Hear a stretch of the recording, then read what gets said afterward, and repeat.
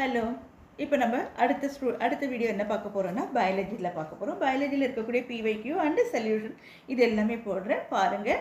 உங்களுக்கு ரொம்ப யூஸ்ஃபுல்லாக இருக்கும் நீட்டுக்கு. பார்க்குறீங்களா? ஃபஸ்ட்டு கொஸ்டின் என்னென்னாக்க jellyfish belongs to class.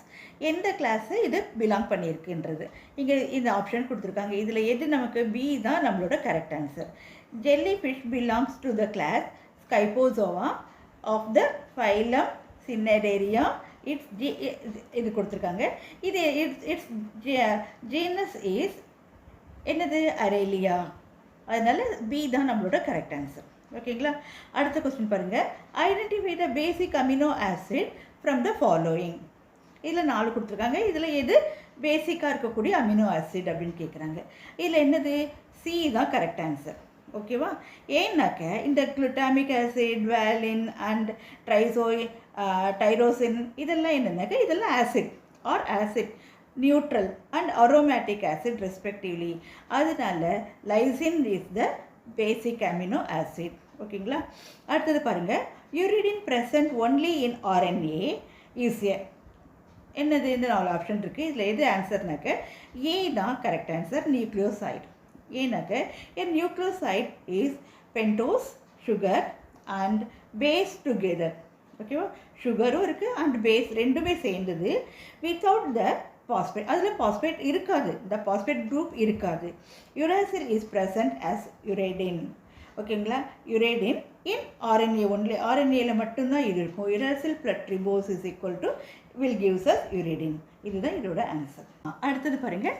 Secondary metabolites such as nicotine, strychin and caffeine are produced by plants. இதெல்லாம் பிளான்ட்ஸ்லேருந்து கிடைக்குது. ஃபார் தேர் எதுக்காக இந்த 4 ஆப்ஷன் கொடுத்துருக்காங்க. இதில் எது கரெக்ட் ஆன்சர்? ஆன்சர் சி தான் கரெக்ட் ஆன்சர். ஏன்னாக்க இந்த nicotine, strychnine and caffeine are the example of the alkaloids. இதெல்லாம் எக்ஸாம்பிள் வந்து எதுக்கு? ஆல்கலாய்ட்ஸ்க்கு. These are produced by plants and are used by them in their defense against herbivores and pathogens. அதனால நம்மளோட C தான் correct answer. Which of the following is not a features of active transport of solute in plants அப்படின்னு கேட்குறாங்க. இதில் 4 option இருக்குது. இதில் எது கரெக்டுன்னு பார்க்கலாம். இப்போ பி தான் நம்மளோடது கரெக்ட். என்னது? Non selective.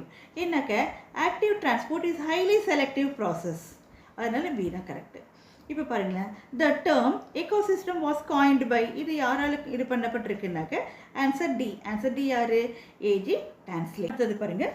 According to Robert May the global species diversity is about. இந்த 4 ஆப்ஷன் இருக்குது. இதில் எதுனாக்க டி. டி வந்து என்னது? 7 மில்லியன். ஓகேங்களா?